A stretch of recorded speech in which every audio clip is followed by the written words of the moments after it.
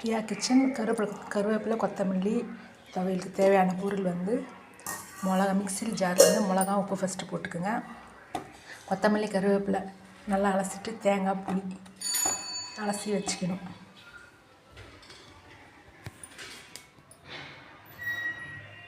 மிளகா, உப்பு, கொத்தமல்லி, புளி, கருவேப்பிலை, கொத்தமல்லி, புளி, தேங்காய் நல்லா அலசி வச்சுக்கோங்க.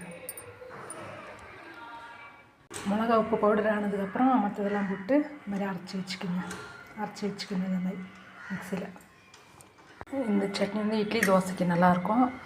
சப்பாத்திக்கு, சாப்பாட்டுக்கு தொட்டுன்னு சாப்பிட்லாம், பசிங்க சாப்பிட்லாம். நல்லா பசி எடுக்கும்.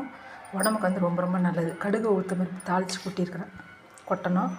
கூட்டிட்டு கருவேப்பிலை, கொத்தமல்லி நிறைய அரைச்சி சாப்பிடுங்க. ரொம்ப ரொம்ப நல்லது உடம்புக்கு. பசங்களுக்குலாம் நல்லது.